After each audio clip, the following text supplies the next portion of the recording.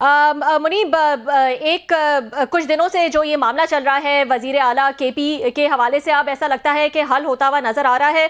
आपको भी ऐसा लग रहा है आज की स्टेटमेंट्स के बाद, जहां फैसल करीम कुंडी ने कहा कि मेरा तो कोई इरादा नहीं था हल्फ ना लेने का, फिर बिलावल ने भी कहा कि उनको जाना चाहिए, अपना मैं सीएम से कहूंगा कि जेट करा के उनको भेजें वहां पर, और जो कानूनी तौर पर जो भी चीजें हैं वो करें, तो आपको लग रहा है कि मामला कुछ हल ही हो जाएगा?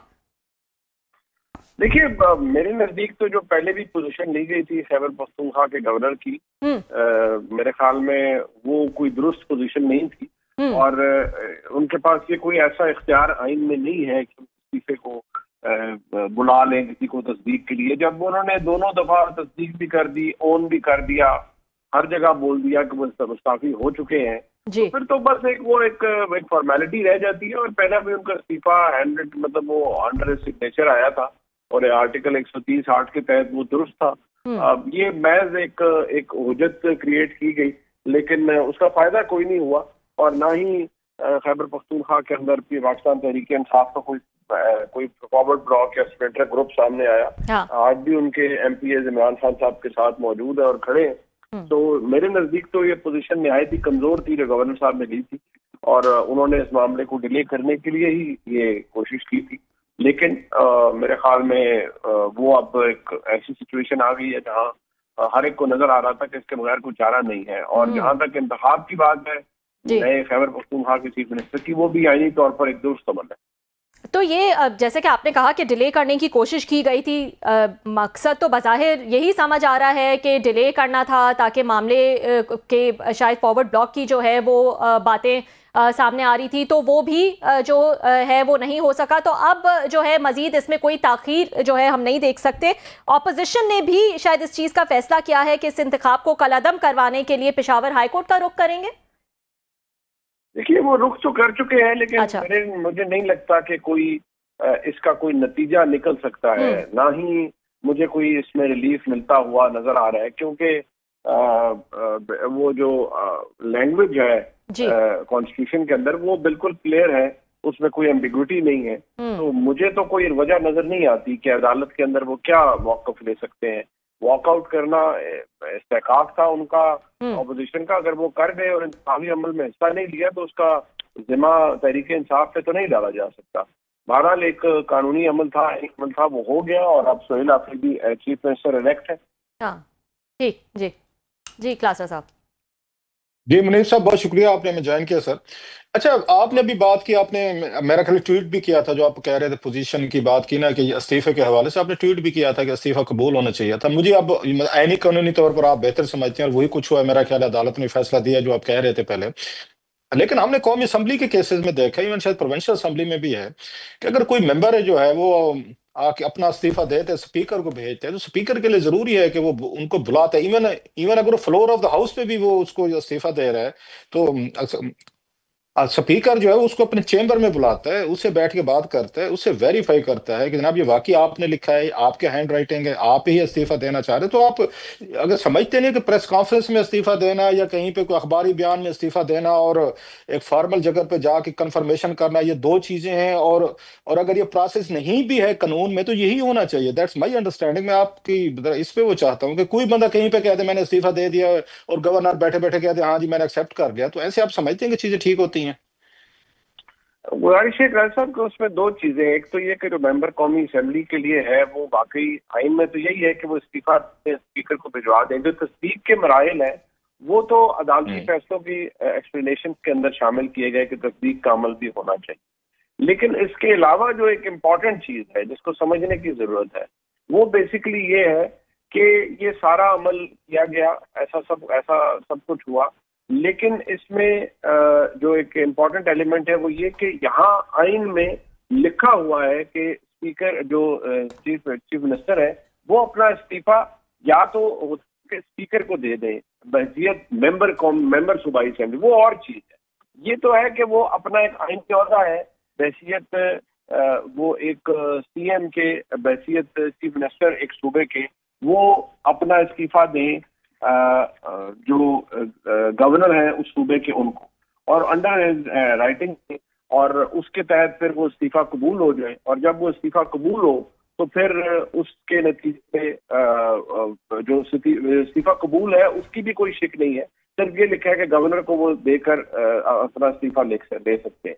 बट इम्पॉर्टेंट चीज यहाँ पर ये है कि वो उन्होंने कर दिया था, एक दफा नहीं 2 दफा कर दिया, गवर्नर साहब ने ट्वीट किया, उन्होंने उसके ऊपर उसको कंफर्म भी किया, और हर किसी को पता था कि वो इस्तीफा दे रहे हैं। तो यहाँ थोड़ा फर्क है। आईनी ओहदा जो कॉन्स्टिट्यूशन के अंदर है चीफ मिनिस्टर का, उसमें ये है कि आपने इस्तीफा देना है और गवर्नर को एड्रेस करके देना है अंडर योर राइटिंग और सिग्नेचर। जबकि जो मेंबर असेंबली है उसके लिए तरीकाकार के अंदर अदालती नजीरें ऐसी आ गई है जिसमें ये कहा गया है कि नहीं, आप जाती तौर पर इन पर्सन तस्दीक का अमल भी होगा, जिस तरह आपने फरमाया जो होता है। तो ये एक बुनियादी फर्क है जो समझने की मेरे ख्याल में हमें जरूरत है। अच्छा सर, ये बड़े अच्छे तरीके से आपने एक्सप्लेन किया। अभी हमने देखा कि अगर इस प्रोसेस का सबको पता है, जो आपको भी पता था, इल्म था, साथ में ये भी प्रोसेस था, कानून में लिखा हुआ है कि आपने अपने हाथ से आपने इस्तीफा देना होता है, तो क्या एक गंडापुर साहब जो है वजीर आला रहे हैं, उनकी पूरी एक टीम थी लीगल, इतने बड़े बड़े वकील उनके साथ रहते हैं, फिरते हैं, जिनके नाम सुन के बंदा दहल जाता है, इतने बड़े वकील हैं, तो उनको नहीं पता था कि रेजिग्नेशन जो है हाथ से लिखना, ये भी कानूनी एक आईनी आपकी रिक्वायरमेंट है। और प्लस जो तो उसको उनको इस मामले में किसी ने गाइड नहीं किया था कि उन्होंने टाइप करके वो इस्तीफा भेजा।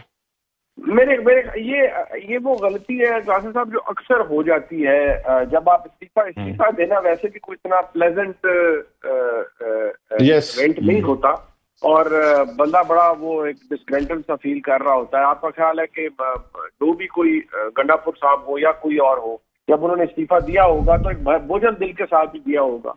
तो ऐसी सूरत हाल में जब उन्होंने इस्तीफा दिया तो जाहिर बात है वो बुरा फील कर रहे होंगे। तो होता है ना, बंदा कहता है पंजाबी में कहते हैं, ले आओ यार मेरी जान छोड़ो बस, ठीक है, जाए जहन्नम में जाए मेरी तरफ, बंदा यही कहता है ना। तो वो उन्होंने वही सिलसिला जो था वो मेरे ख्याल में उन्होंने भी हुआ, और बाद में फिर उन्हें एहसास हुआ, फिर उन्होंने हैंड रिटन भी कर दिया, वो भी चला गया। पहले तो आपको पता है गवर्नर साहब। अच्छा सर, आपने हैंड रिटन की बात की, बड़ी इंटरेस्टिंग बात। लास्ट टाइम आपसे मेरे ख्याल आपसे बात हो रही थी हमारे शो में, तो मैंने और आपने शायद उस वक्त भी बात की थी कि जो इमरान खान का इन्होंने नाम लिखा है, ये इमरान खान का नाम शायद प्रॉब्लम क्रिएट करेगा। जो इन्होंने अपने इस्तीफे में इन्होंने लिखा था कि इमरान खान साहब के कहने पे मैं इस्तीफा दे रहा हूँ, मेरे लीडर हैं, ब्ला ब्ला ब्ला। ये कितना मुश्किल होगा गंडापुर साहब के लिए कि इमरान खान का नाम अब इस इस्तीफे में शामिल नहीं है, और खुद इमरान खान साहब के लिए कितना मुश्किल होगा कि पहले मेरे उसमें इस्तीफे में नाम था, 1 मिनट लगता था, यहाँ भी लिख देते कि मैं अपने लीडर इमरान खान साहब के कहने पे कर रहा हूँ, यहाँ पे क्यों नहीं लिखा हैंड रिटन में? और जो टाइप वाला था इस्तीफा उस पे उन्होंने पहला पूरा पैरा इमरान खान साहब पे किया, यहाँ पे बिल्कुल छोटा सा मुख्तसर सा उन्होंने जान छुड़वाई है, जो आप वाली बात है। तो खान साहब का नाम काटने में मतलब कितनी तकलीफ हुई होगी इमरान खान साहब को भी और खुद गंडापुर साहब को भी। मेरे ख्याल में गंडापुर साहब को तकलीफ तो मेरे ख्याल में काफी अच्छा वो उनको तकलीफ है, तो वो मुब्तला रहेंगे, क्योंकि जाहिर बात है जो सिलसिला हुआ है उनके साथ वो कोई इतना प्लेजेंट अमल तो नहीं था।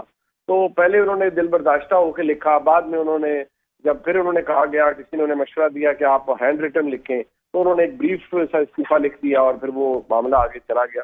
तो वो तो एक सूरत हाल साहब ऐसी थी जो सामने आ चुकी थी। और अब मेरे ख्याल में अगर कोई बहुत ही कोई अजीब तावील ना पेश कर दी जाए वो और चीज है, अलबत्ता मुझे नहीं लगता कि कोई भी गुंजाइश रह गई है कि गंडापुर साहब का जो इस्तीफा है वो कबूल ना हो। नहीं, मेरा सवाल ये नहीं था सर, मेरा सवाल ये कुछ और था सर। मैं ये कह रहा था कि पहले वाले में इमरान खान साहब का नाम था, दूसरे वाले में इमरान खान साहब का नाम क्यों है? जो हैंड रिटन इनका उसमें नाम क्यों नहीं है खान साहब का? अब इसका जवाब तो अली अमीन गंडापुर साहब ही दे सकते हैं। पहला इस्तीफा शायद किसी ने उनके लिए ड्राफ्ट किया है और वो बड़ा वेल वर्डेड था, उस पर गालिबन 3 पैराग्राफ्स थे। उसके अंदर फिर लोगों ने ये निकाला कि जी शायद इसको अदालत में चैलेंज किया जाए कि ये तो जी एक कन्विक्टेड शख्स के कहने पे इन्होंने इस्तीफा दिया है, तो इसकी तो कोई सेंसिटी नहीं है। बाद में उन्हें शायद ये मशवरा दिया गया होगा कि भाई ये आप ये भी सुकम निकाल दें बीच में, आप एक सादा इस्तीफा लिखें और वो आप हैंड रिटन लिखें जो कि हर तरह से क्वालिफाई कर दें। तो वो शायद उनको ये मशवरा दिया गया हो और इसीलिए फिर उन्होंने इसको लिखा और ये आगे भिजवा दिया। मेरे नजदीक तो इसका यही तरीकाकार निकलना पड़ता है।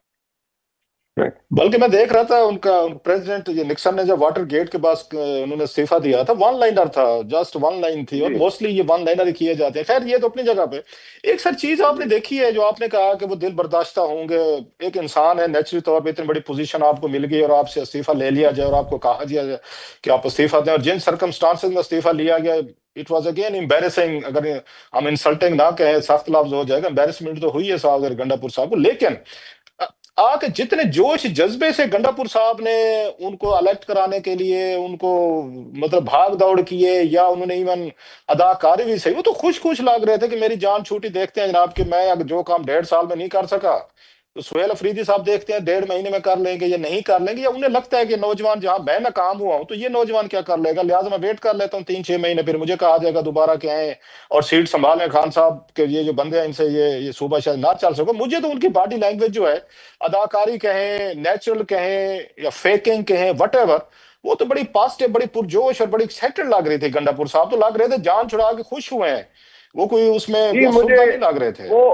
वो शायद उनको इस बात का अंदाजा है कि अभी तो जब ये सुहेल अफरीदी साहब आएंगे और इन्हें प्रेशर, जब एक तरफ से पार्टी का प्रेशर, तरफ से खान साहब की फैमिली का प्रेशर, तीसरी तरफ से जो ग्राउंड पे प्रेशर पाकिस्तान के एस्टेब्लिशमेंट का है। देखिए, सूबा चलाना कोई आसान काम नहीं है, और जितना प्रेशर होता है एक ऐसा सूबा जिसमें दहशतगर्दी पनप रही है, उसको गवर्न करना, और फिर वो भी इस ऐसे बेतुके और भोंडे बयानिए के तहत कि आप जी ऑपरेशन नहीं करवाना चाहते, मिलिट्री ऑपरेशन के आप खिलाफ हैं, तो आप फिर बहुत सारे कांटों के ऊपर तो खुद चलना शुरू कर देते हैं।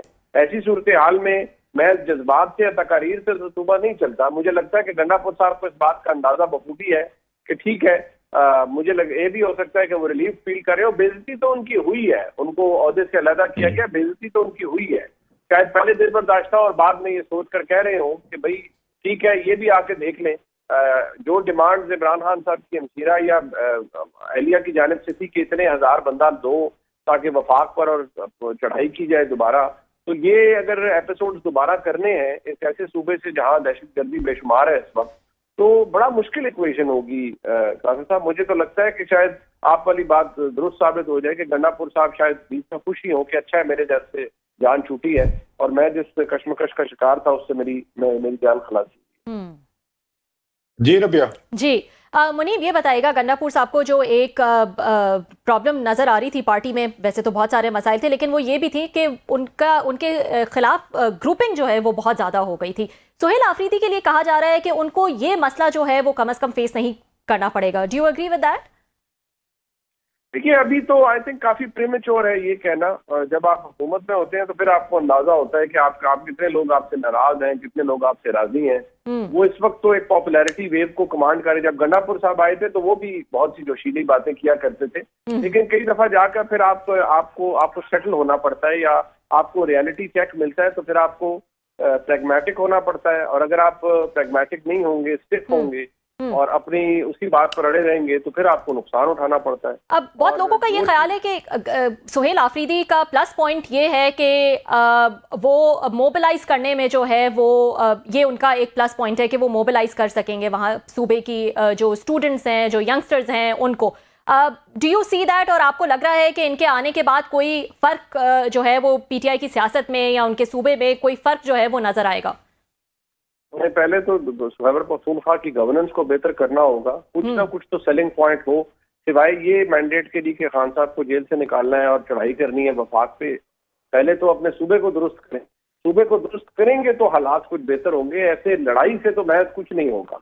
फिलहाल तो जो हालात लग रहे हैं वो अगर तो उनका ध्यान ये हो कि मैंने सूबा बेहतर करना है तो अच्छी बात है, लेकिन अगर उन्होंने पहली तकरीर में ये कह दिया कि हम तो ये करेंगे और वो DGISPR के बातों का जवाब दे रहे थे और उन पे जुमले कस रहे थे बगैर नाम लिए, शेर पढ़ रहे थे, तो फिर तो एक बड़ी प्रॉब्लमैटिक इक्वेशन होगी। और बहरहाल उनको फिर शायद क्योंकि ये इस तरह के जो स्टंट हैं ये आप असेंबली में तो फुल कर सकते हैं, लेकिन बहसीयत वज़ीर आला जब आप नेशनल सिक्योरिटी कमेटी की मीटिंग में बैठते हैं तो वहाँ आप कोई फजूल गुफ्तगू नहीं कर सकते। वहाँ तो अगर आप कोई नामुनासिब जुमला भी इस्तेमाल करें तो आपको बहुत बुरी तरह रेप्रिमांड किया जाता है और आपको बताया जाता है, ड्रेसिंग डाउन होती है, क्योंकि मुतअद्दिद दफा बहुत सी जगहों पर शायद किसी और की भी हुई होगी।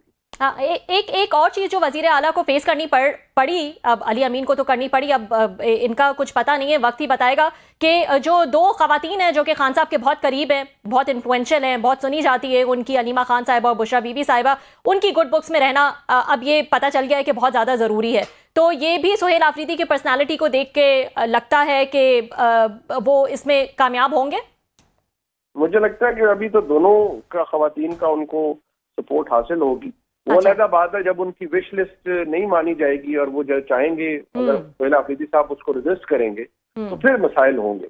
और अगर सुहेल अफरीदी साहब कोई बहुत बड़ी मैस मूवमेंट क्रिएट करने में कामयाब हो जाते हैं तो फिर उनके लिए बहुत से आसानियां भी पार्टी के अंदर पैदा होंगी। लेकिन ध्यान में रखिएगा, आगे से जो रिस्पॉन्स है पाकिस्तान की स्टेट का वो बड़ा क्लियर कट है, और जो बातें की गई थी DGI SPR की जानिब से, मेरे ख्याल में उसमें अब कोई इबाहम बाकी नहीं।